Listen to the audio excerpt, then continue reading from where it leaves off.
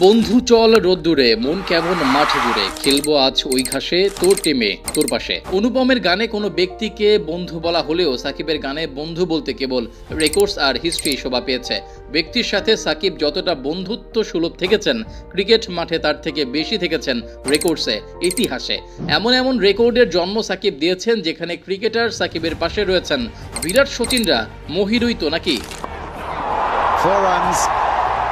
ODI বিশ্বকাপে সবচেয়ে বেশি রান করা ব্যাটারের নাম সচিন রমেশ টেন্ডুলকার। ব্যাট হাতে যিনি রান করেছেন 2278 রান। 2000 পেরিয়েছেন ক্রিকেটের সবচেয়ে বড় ব্যাটার যিনি রানে রেকর্ডে সবাইকে ছাপিয়ে গেছেন।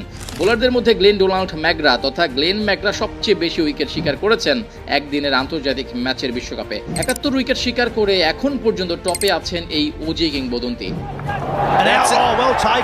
ম্যাকগ্রা সচিনদের যুগের পরে যে যুগ এসেছিল সেখানে আধিপত্য পেয়েছে টি-20 নামের চমৎকার এক এডিশন। আর এই ফরম্যাটের বিশ্বকাপে সবচেয়ে বেশি রান করা ব্যাটারের নাম বিরাট কোহলি। 35 ম্যাচে 1292 রান করেছেন বিরাট কোহলি।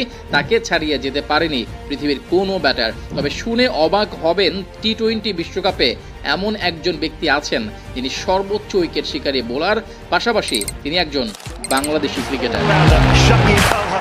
বাংলাদেশি ক্রিকেটার তো বটে, নামটাও সর্বজন জ্ঞাত সাকিব আল হাসান। শুনে অবাক হয়েছেন, হয়তো স্বাভাবিকভাবেই নিয়েছেন, কেননা বিশ্বকাপের মতো মঞ্চে বাংলাদেশি কোনো ক্রিকেটারের অর্জন আছে মানে তিনি সাকিব আল হাসান হবেন, এটাই স্বাভাবিক। তবে বিষয়টা অতটাও স্বাভাবিক নয়।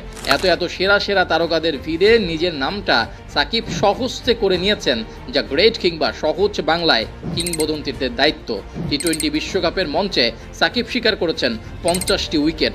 বিশ্বকাপের মঞ্চে এতটা ফুরফুরে ছিলেন না কোনো বোলারই, এমনকি তার দল কোশ্চিনকালেও খেলেনি ফাইনাল কিংবা সেমিফাইনালের মতো পর্ব। গ্রুপ স্টেজ পার করেই সাকিব গড়েছেন এই রেকর্ড।